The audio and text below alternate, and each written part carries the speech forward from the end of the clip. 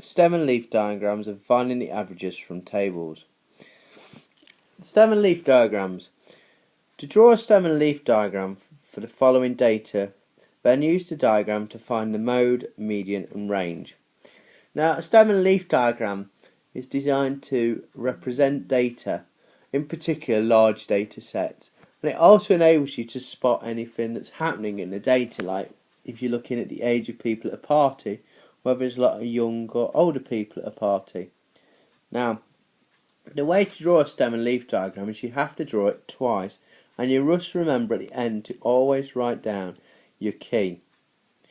So, the first thing we want to find is the smallest value in the data set. So if we go along this 23, and that is the smallest value. So we're going to start off with 2 for 20, and our highest value, if we look across, is going to be the 73. So I'm going to go from 20, 30, 40, 50, 60, 70. I'm going to split each number into its tens and its units. So 45, 73, 23, 45, 37. Now I'm just going to pause this video, and as if by magic they're all going to appear in the stem and leaf diagram. Ta-da! Now what we're going to do is we're going to order each of these leaves, which is this side here, into order to enable us to find the median, because the median, the values must be in order. So we're going to redraw this now with each of the stems in order. So 2, 3, 4, 5, 6 and 7 again. So 3, 7, 1, 5, 5, 5, 0, 3, 9, 0, 6 and 1, 3. Now, as I said earlier on, the one thing you must remember to put down is your key to say what each bit means, and you will lose a mark if you don't do this in the exam. So 2/3 means 23 in this case. Now we've got our stem and leaf diagram, we can use this to calculate the mode, median and range. So the mode is the most common value. Now we're not going to bother with this one on the left hand side anymore. So if we wanted to, we could just draw a neat line through it, just to say we're not using that one anymore. And if you look carefully, the mode, there's 45 that appears 3 times. So the mode is 45. The range is easy to calculate as well, because the range is the biggest minus the smallest.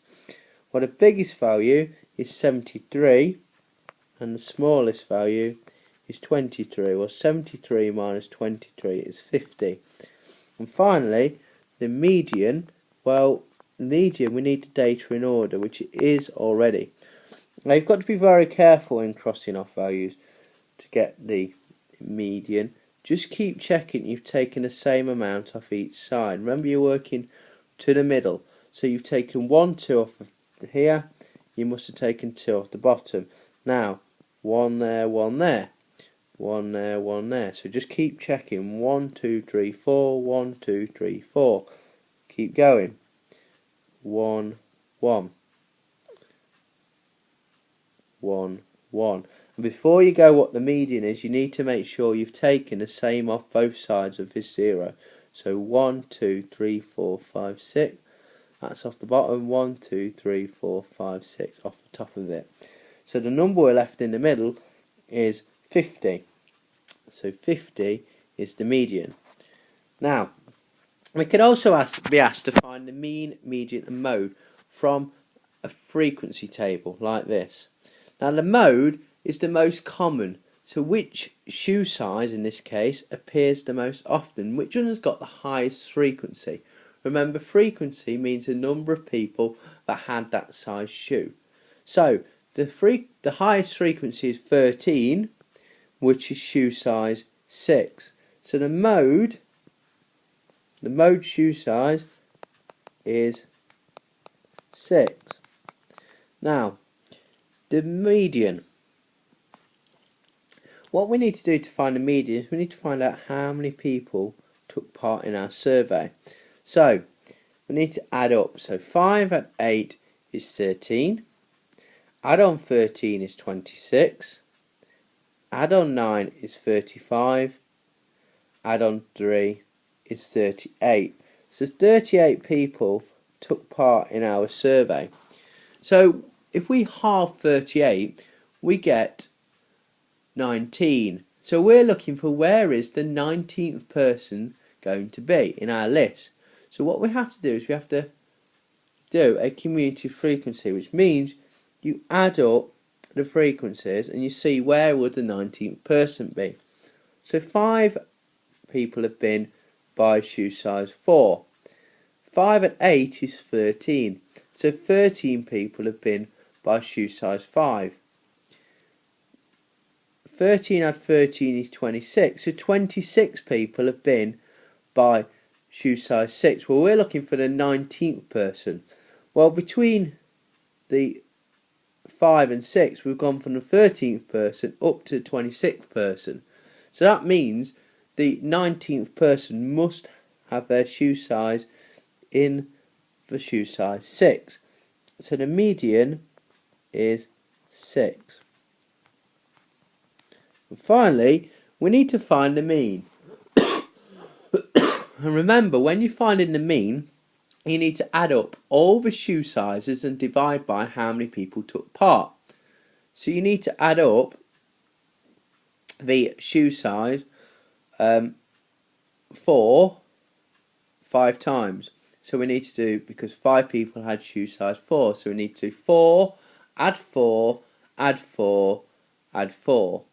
But what is a quicker way of doing 4, add 4, add 4, add 4, add 4? Well, it's to do 4 times 5. So what you do is this final column, which might always be there in an exam question, you need to add on. And you're going to do shoe size times frequency. So you're going to do 4 times 5, which is 20. You're going to do 5 times 8, which is 40.